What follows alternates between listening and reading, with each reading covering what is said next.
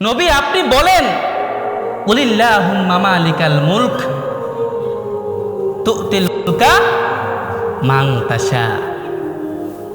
আপনি বলে দেন তাদেরকে যে পৃথিবীর মধ্যে যারা ক্ষমতা দেখা, যারা নিজেকে মনে করে যে আমি দাপটশালী, আমি বিশাল অর্থশালী, তাদেরকে আপনি বলে দেন ওয়াতানজিউল মুলকা মিম্মান তাশা, যে আমি যাদেরকে অর্থশালী বানাই, আমি যাদেরকে ক্ষমতাশীল বানাই, আমি যাদেরকে গর্জন দেওয়ার মতো ক্ষমতা দেই, ঠিক আমি তাদেরকে চাইলে নিমিষের মধ্যেই ক্ষমতা থেকে নামাইতে পারি। ঠিক আমি চাইলেই তার ওই ক্ষমতাকে, তার যেই অহংকার, ঠিক নিমিষের মধ্যে আমি চাইলেই তার সেই অহংকারকে একেবারে মাটির সাথে মিশাইয়া ধূলিসাৎ করে দিতে পারি।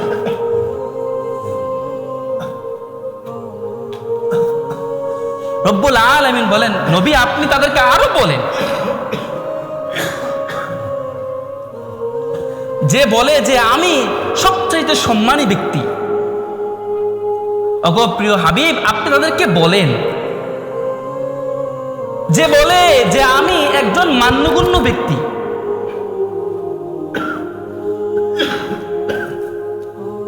যে বলে যে আমাকে সবাই সম্মান করে,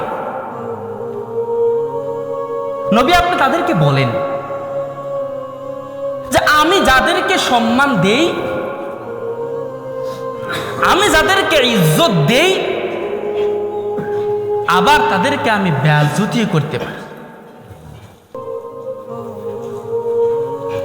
আবার আমি তাদেরকে মিনিটের মধ্যে মান সম্মান একেবারে ধূলিসাৎ করতে পারি। যার যন্ত্রণায়, যার অত্যাচারে মূসা আলাইহিস সালাম, যাকে আমরা বলি মূসা কালিমুল্লাহ, এই মূসা আলাইহিস সালাম যার যন্ত্রণায় এক জায়গা থেকে আরেক জায়গায় দৌড়াদৌড়ি করছে, ছোটাছুটি করছে, যন্ত্রণায় অতিষ্ঠ হয়ে গেছে, এই ফেরাউনকেও আল্লাহ পাক রব্বুল আলামিন মারার জন্য বিশাল বড় বড় বাহিনী পাঠাইছে। সামান্য ফেক দিয়া নদীর মধ্যে সুবাইয়া সুবাইয়া তাকে মারছে। তার এত বড় ক্ষমতা, যার প্রাসাদের মধ্যে শত শত বাহিনী ছিল, শত শত গণক ছিল, শত শত জাদুঘর ছিল, তাকে বাঁচাইতে পারে নাই তার জাদুঘর, তাকে বাঁচাইতে পারে নাই তার বাহিনী, তাকে বাঁচাইতে পারে নাই তার যে রাজপ্রাসাদের দেহরক্ষীরা। ক্ষমতা দেওয়ার মালিক মানুষ।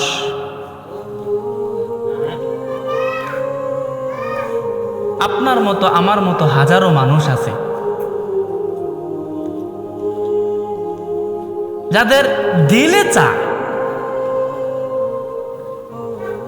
যাদের মনে চায় যে আমি একটু মসজিদে যাই, যাদের মনে অনেক ব্যথা লাগে যে আমি একটু মসজিদে যাই,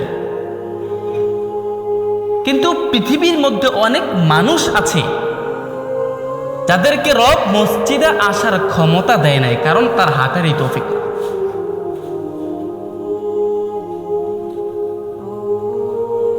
আজকে আপনি আমি আপনার আমার শক্তি দিয়া সোজা থেকে, খাড়ানো অবস্থায় থেকে আপনার আমার কোমরটাকে বাঁকা করে রুকু দিতে পারি, আপনার আমার কোমরটাকে বাঁকা করিয়া সেজদায় গিয়া আপনার আমার কপালটাকে মাটির মধ্যে লাগাইয়া রব্বুল আলামিনের দরবারে বলতে পারি সুবহানা রাব্বিয়াল আ'লা।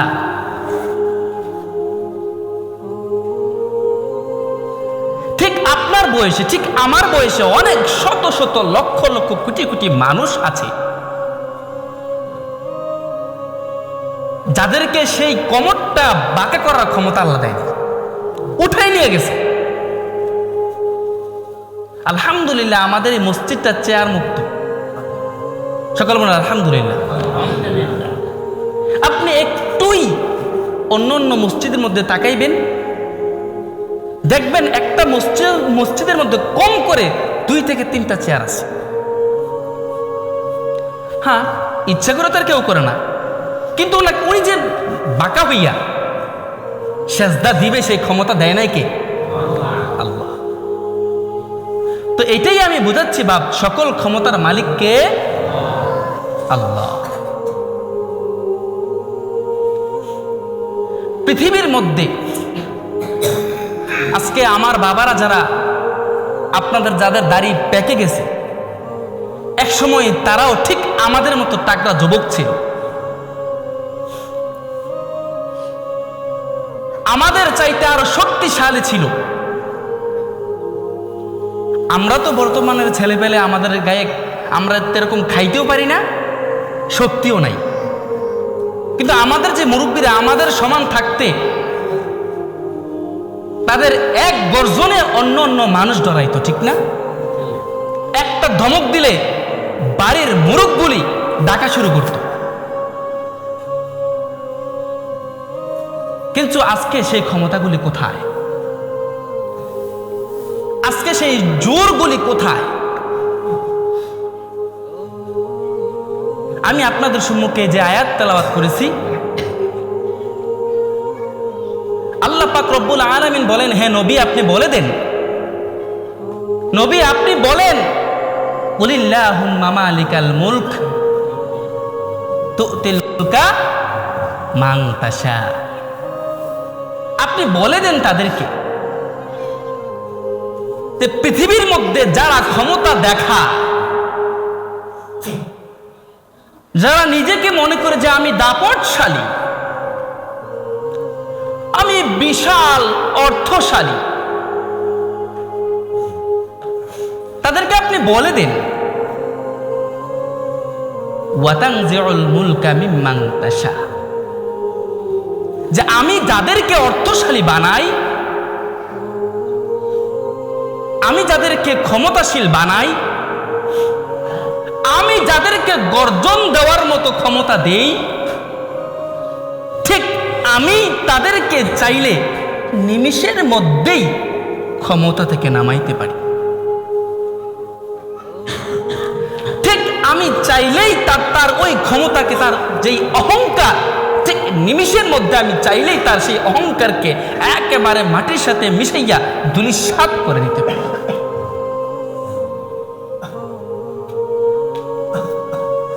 রব্বুল আলামিন বলেন, নবী আপনি তাদেরকে আরো বলেন, যে বলে যে আমি সবচাইতে সম্মানী ব্যক্তি, ওগো প্রিয় হাবিব আপনি তাদেরকে বলেন, যে বলে যে আমি একজন মান্যগণ্য ব্যক্তি,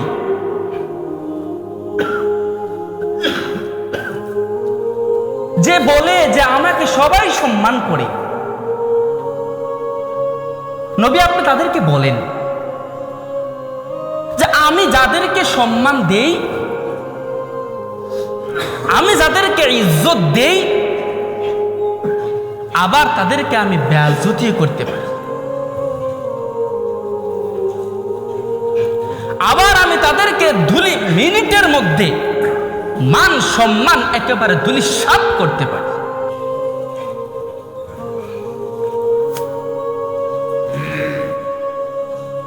আমাদের প্রিয় হাবিব হযরত মুহাম্মদ মুস্তাফা সাল্লাল্লাহু আলাইহি ওয়াসাল্লাম, উনি তো আল্লাহ পাক রব্বুল আলামিনের প্রিয় হাবিব, জিনের জন্য দুরূদ পড়েন, জিনার জন্য স্বয়ং আল্লাহ পাক রব্বুল আলামিন সালাম প্রেরণ করেন। সুবহানাল্লাহ। এই প্রিয় হাবিব উনি হচ্ছেন আমাদের শেষ নবী।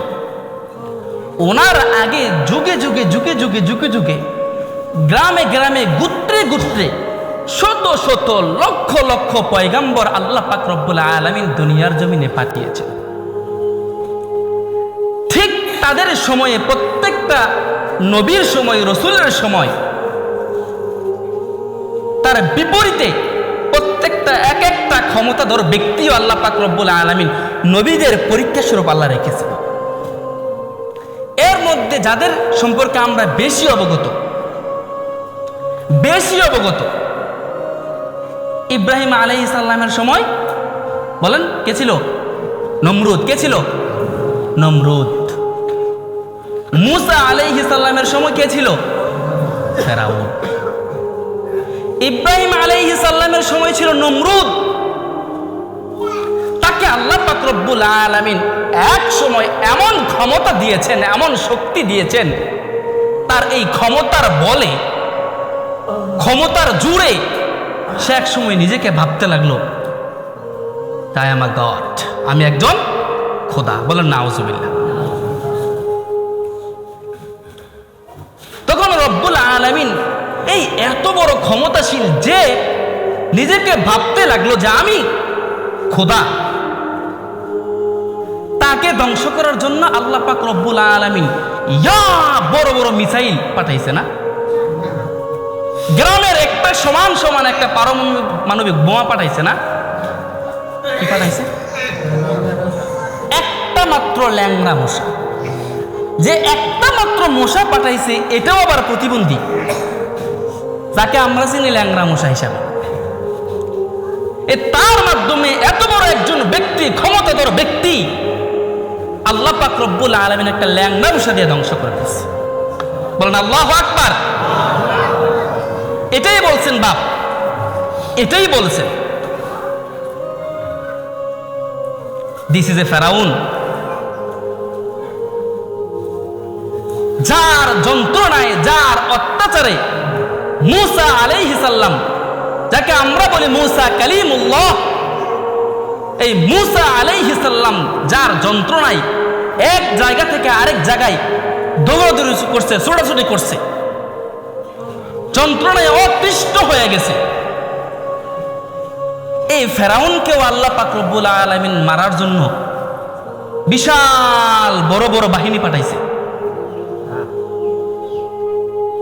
সামান্য ফেক দিয়া নদীর মধ্যে সুবাইয়া সুবাইয়া তাকে মারছে। তার এত বড় ক্ষমতা, যার প্রাসাদের মধ্যে শত শত বাহিনী ছিল, শত শত গণক ছিল, শত শত জাদুঘর ছিল, তাকে বাঁচাইতে পারে নাই তার জাদুঘর, তাকে বাঁচাইতে পারে নাই তার বাহিনী, তাকে বাঁচাইতে পারে নাই তার যে রাজপ্রাসাদের দেহরক্ষীরা। শুধুমাত্র নদীর মধ্যে ফালাইয়া পানির মাধ্যমে ফেরাউনকে ধ্বংস করতেছে। ঠিক আমার রসুলের সময় আমরা যারা বলি কাফেরের সর্দার, যে নেতা ছিল, যার নাম ছিল আবু জাহেল, তাকেও তো মারছে বিশাল বাহিনী পাঠাইয়া। ওই আবু জাহেলের মরণ যেই সময় আছে, যেই যুদ্ধের মধ্যে আসে, ওই যুদ্ধের নাম ছিল বদর। কি ছিল? বদরের যুদ্ধ। বদরের যুদ্ধের মধ্যে রসুল করিম সাল্লাল্লাহু আলাইহি সাল্লাম লাখ লাখ বাহিনী নিয়ে গেছিল। কয়জন বাহিনী? 313 জন বাহিনী। 313 জন বাহিনী। আর এই 313 জন বাহিনী ছিল ক্ষুধার্ত, রমজান মাসে রোজা রাখে। রোজা অবস্থায় তো শরীরের মধ্যে বেশি শক্তি থাকে না? জোহরের পরে বোঝা যায় যে আমাদের শরীরের অবস্থা কি হয়। আল্লাহ রসুল সাল্লাল্লাহু আলাইহি সাল্লাম যখন মক্কা থেকে হিজরত করে মদিনাতে যায়, যাওয়ার পরে মদিনার বাসীরা সবাই খুশি, আনন্দে আত্মহারা, সবাই ইস্তেকবাল করতেছে, স্বাগতম জানাচ্ছে, সবাই একেবারে খুশি। এর মধ্যে 2 জন ছিল ছোট ছোট বাচ্চা, 8 এবং 10, কোন কোন রেওয়ায়েতে 10, 11, 10, 12। এই 2 জন বাচ্চা রসুল করিম সাল্লাল্লাহু আলাইহি সাল্লামকে জিজ্ঞাসা করি, ইয়া রাসূলুল্লাহ, আপনার বাড়ি কোথায়? মক্কা। তা আপনি এখানে আসছেন কেন? বলে, মক্কার মধ্যে আমাকে অনেক নির্যাতন করে, আমাকে অনেক জ্বালাতন করে, আমাকে অনেক কষ্ট দেয়। তাদের কষ্ট সহ্য করতে না পারে আমাদের রব আমাকে বলছে, হুকুম দিছে মদিনাতে হিজরত করে আসার জন্য। মদিনাতে আসলাম। ইয়া রাসূলুল্লাহ, সবথেকে বেশি কষ্ট দেয় কে আপনাকে? সবথেকে বেশি কষ্ট দিয়ে অপমান করছে কে আপনাকে? বলছে আবু জাহেল। তখন থেকে রাসূল করিম সাল্লাল্লাহু আলাইহি সাল্লামের কাছ থেকে সামনে থেকে সরে দুনো ভাই যুক্তি করে, ভাই কোনো সময় যদি আবার যুদ্ধ হয়, যদি আবু জাহেল ওই সময় আসে, ভাই তুই আমি মিল্লা দিয়ে আবু জাহেলকে মার। আল্লাহু আকবার কইতেন না? নবীর ভালোবাসা, ইসলামের ভালোবাসা। মাঝখানে অনেক ঘটনা। আল্লাহ রাসূল সাল্লাল্লাহু আলাইহি সাল্লাম বদরের যুদ্ধের ঘোষণা দিল। তখন আল্লাহ রাসূল সাল্লাল্লাহু আলাইহি সাল্লাম ঘোষণা দিয়েছেন যে তোমরা কে কে যুদ্ধে যাবা, তোমরা আসো। যুদ্ধে যাওয়ার জন্য প্রস্তুত হইল, আসলো, কাতার ধরল। ওই দুইজন ভাইও মনে আছে, ওই দুইজন ভাইও ওই বদরের যুদ্ধের কথা শুনে তার মার কাছে গেছে। গিয়ে দেখে তার মাও কান্না করতেছে। বলে, মা আপনি কান্না করুন কেন? বলে, বাপ আজকে আমাদের রাসূল বদরের যুদ্ধে যাবে, যুদ্ধের ময়দানে যাবে। যদি আজকে তোমার বাবা বেঁচে থাকতো তাহলে আমি সেই যুদ্ধের মধ্যে আমি তোমার বাবাকে পাঠাইতাম। তখন দুই ভাই বলে, মা কোনো টেনশন নাই, আমার বাবা নাই কি হয়েছে, আমি তো আছি, আমরা তো আছি, মা আমরা সেই যুদ্ধে যাব। মাও অনুমতি দিছে। গেছে রাসূল করিম সাল্লাল্লাহু আলাইহি সাল্লামের সেই যুদ্ধের ময়দানে যারা যাবে, যে সৈনিকরা, যে সাহাবীরা যাবে, তারা এই কাতারের মধ্যে গিয়ে খাড়া হয়েছে। রাসূল করিম সাল্লাল্লাহু আলাইহি সাল্লাম কাতার থেকে বাছাই করে করে করে করে করে যুদ্ধের ময়দানে যারা যাবে তারা হাজির হয়েছে। কানা কুইরা ল্যাংরা যা আছে সবাই তো রাসূলের প্রেমিক, সবাই তো রাসূলের প্রেমিক। ছোট থেকে বড়, শিশু বাচ্চা থেকে গর্ভবতী মা থেকে সবাই রাসূলের প্রেমিক। সবাই চাই রাসূলকে যেন কেউ একটা ফুলের টোকা না দেয়, সবাই তো চায়। ওইখানে রাসূল করিম সাল্লাল্লাহু আলাইহি সাল্লাম নিজ হাতে বাছাই করতেছে। ওই দুই ভাইও একসাথে না দাঁড়াইয়া আলাদা আলাদা ভাবে দাঁড়াইছে। যখন দেখছে বাচ্চা, বল তোমার তো এখনো বয়স হয় নাই, তুমি তো যুদ্ধের মধ্যে যেতে পারবে না। ইয়া রাসূলুল্লাহ, আমার মা আমাকে অনুমতি দিয়া আমার বাবার বদলে আমাকে পাঠাইছে।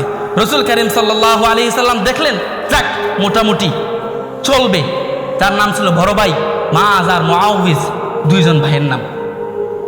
বড় ভাই যুদ্ধের ময়দানে যাওয়ার জন্য ঠিকই গেছে। ছোট ভাইয়ের কাছে গেছে রাসূল করিম সাল্লাল্লাহু আলাইহি সাল্লাম। দেখে বলতেছে, না বাবা তুমি যাইতে পারো নাই, তোমার বয়স হয় নাই। বলে, তোমার কি মা আছে? বলে, মা আছে, যাও তুমি তোমার মায়ের গিয়ে খেদমত করো। মুআউযিজ, রাসূলের প্রেম যার অন্তরে থাকে তাকে কোনো ভাবেই আটকাইতে পারে না, ঠিক কিনা বলেন? মুআউযিজ, ইয়া রাসূলুল্লাহ, আপনি যাকে সিলেক্ট করছেন একটু আগে, সে তো আমার ভাই, আমার বড় ভাই, বেশি না তো কয়েক বছরের বড়। বলে, আপনি তাকে সিলেক্ট করছেন, তাকে যেরকম আমার মা অনুমতি দিছে, আমাকেও যুদ্ধে যাওয়ার জন্য অনুমতি দিছে। তবে ইয়া রাসূলুল্লাহ, আপনি যে সিলেক্ট করছেন সে তো আমার বয়সে বড়, কিন্তু আমার তার চাইতে আমার শক্তি বেশি, আমার গায়ে শক্তি বেশি, আমি বল বেশি, লাগাই দেখেন কে পারে। রাসূল করিম সাল্লাল্লাহু আলাইহি সাল্লাম দুইজন ব্যক্তিকে ডাক দিছেন, কুস্তি লাগাইছেন। যখন দুনো ভাই একসাথে হয়েছে, ছোট ভাই বড় ভাইকে বলে, ভাই তুই যাবি যুদ্ধের ময়দানে, তোকে রাসূল সিলেক্ট করছে। ভাই আমি জানি তোর সাথে যুদ্ধ করে, তোর সাথে কুস্তি করে আমি পারবো না, তোর কাছে কুস্তি লেগে আমি পারবো না। ভাই তুই আমার প্রতি একটু ইহসান কর, আমি যখন তোকে ধরবো, ধাক্কা দিব, তুই নিচে পড়ে যাবি আর আমি উপরে থাকবো, আমি জয়ী হব, রাসূল করিম সাল্লাল্লাহু আলাইহি সাল্লাম আমাকে নেবে। আর রাসূলের ভালোবাসা, সুবহানাল্লাহ বলতেন না? রাসূলের ভালোবাসা, 10 বছরের একটা বাচ্চার মধ্যে রাসূলের ভালোবাসা, আজকে আমাদের মধ্যে সেই রাসূলের ভালোবাসা।